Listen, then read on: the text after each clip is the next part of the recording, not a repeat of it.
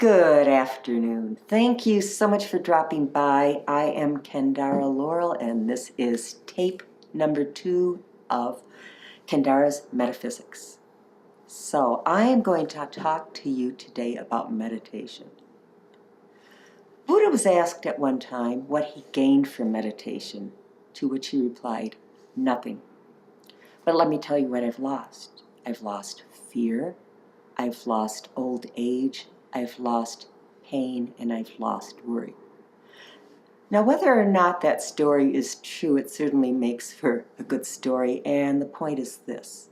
Meditation is, in my opinion, absolutely the most important thing you can do, and I'll tell you why.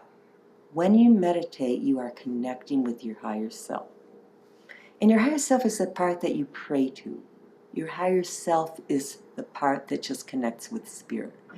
There's a higher self, the middle self, which is your normal everyday today self, and your lower self, or your subconscious self, which is your emotions. And you really need all three. But when you meditate and connect with your higher self, you're more based in that area, and you're just able to flow. So I'm going to talk to you about a couple of things about meditation. The first thing is time.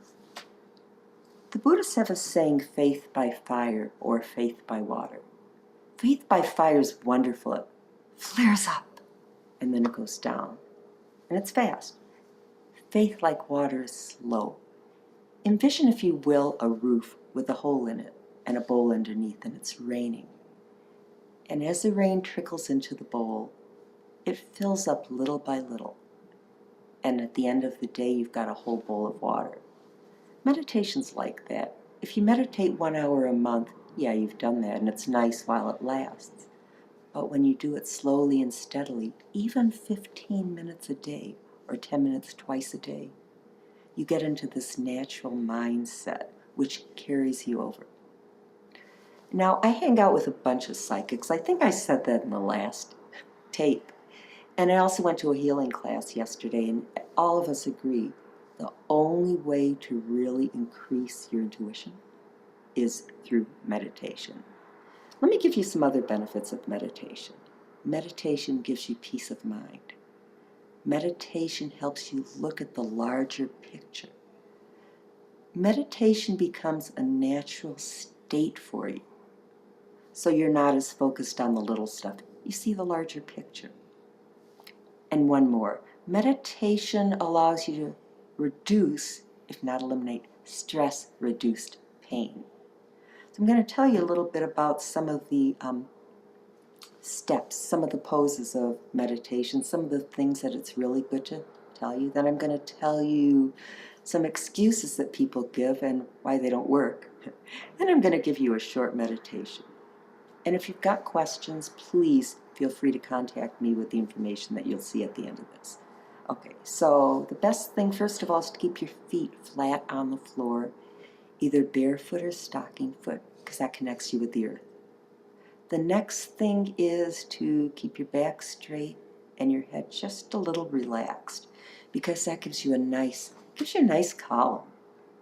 Hands are third. Did you know that hand positions are called mudras? And there are dozens and hundreds of them.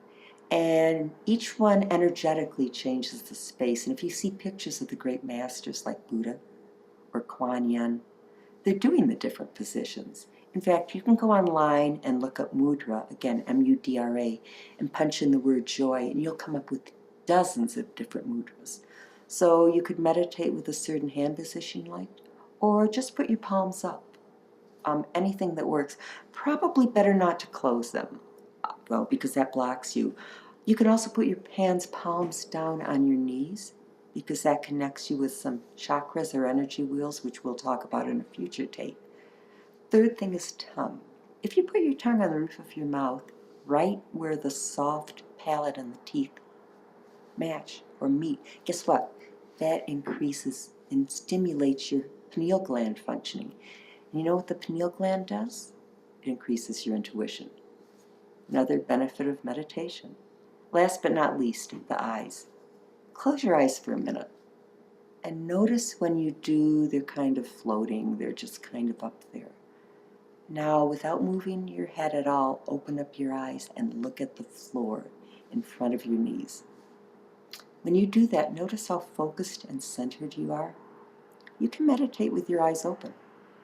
In fact, a lot of Tibetans do. When I meditate, I will meditate with my eyes closed, unless I can't concentrate. Then I'll do it with my eyes open. Totally depends. Now we get into the excuses. Why can't you meditate? Well, I can't concentrate. Well, bullcocky. No, I'm just kidding. I'm going to give you a way to do that. Mantras. Mantras mean words of power, and if you find something to focus on, or if you're an artist, you can do a picture. You focus on that. Number 2, I don't know how. Well, au contraire, after this meditation, you will know how, and you'll have no excuse not to do it, will you? No time. Come on, you don't have 10 minutes twice a day to do this. I will give you a promise. If you do this for a month and you don't see results, you don't have to continue. But for heaven's sake, give yourself that much time. Speaking of which, another one is, how do I do it? My life is so busy. Well, imagine you have a date with someone really important. You know you'd make the time for that. Well, who's more important than you? I ask you. Nobody. So what you do is you either put a sign on your door or you get up earlier. My trick is this. I do it the minute I get up, and I do it right before I go to bed. And let me tell you, 10 minutes twice a day, it's amazing. Sometimes it seems like it's too long, and other times it's so fast. Ram Dass, who wrote a book called Be Here Now, said it really well. He says, I'm meditating, and the next thing I know, I'm standing in front of the refrigerator looking for root beer. So again, sometimes it's harder, but hang in there, because it gets easier. You just want to be, you just want to breathe, and I promise you it becomes a habit.